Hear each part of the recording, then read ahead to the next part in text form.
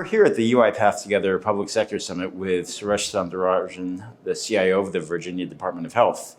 Suresh, start by talking about automation. Where has it made a meaningful difference over the past year in how your agency is serving Virginians? Sure. The biggest use case we had was we had a ton of backlog in reporting for the COVID infections.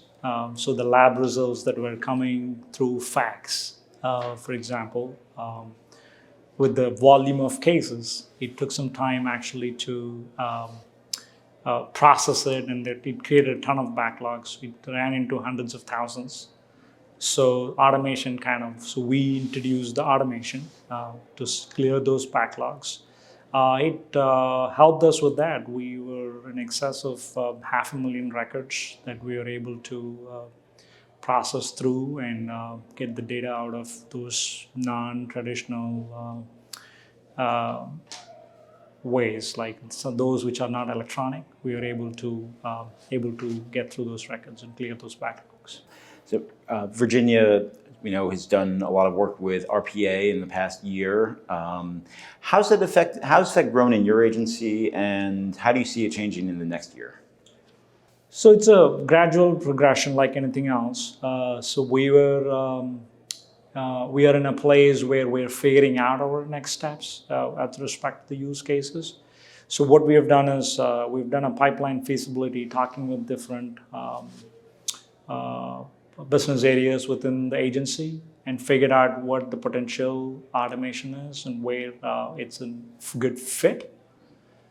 So what we have done is we see the potential for it to increase a lot in the next year and two, so to speak, because we do have a lot of ideas now on what to automate and what's the best fit. So far it's been gradual, but we see it increasing in the next couple of years.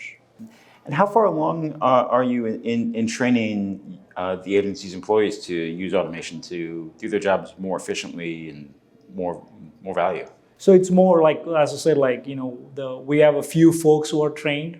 So the goal is basically to get additional folks trained in this.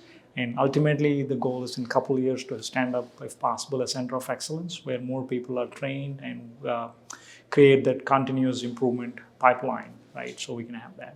So do you see automation going from something that's more in the back office to something that's more mission-centric? Yes, absolutely. So far, with respect to automation, we have been reactive, right? So the goal is to get proactive. So right now, for example, we're just taking pain points, right? And then trying to solve it through automation, where it's a good fit. But the future is can we think a little bit 4 years ahead, before even the pain point comes, can we be proactive enough to handle that? And are you seeing any other innovative applications for automation? Yeah, and I think, so there are plenty of spaces, right? It's basically bots, another human being with the task assigned, right? To say what the task is going to be. So the goal is basically where we are looking at, workforce is one example where we have asked our staff to look at their work profile and say, look at your work profile and see where automation possibilities are there. That way there is a buy-in from the staff as well to say, okay, these are some areas where I'm overworked to 120%, but these are some areas we could automate. So we're creating a list out of that, right? That's workforce is one example. The other thing is compliance, right? More and more I see in the compliance space, automation is going to be big, because in government, that's the biggest deal. Compliance is the big deal.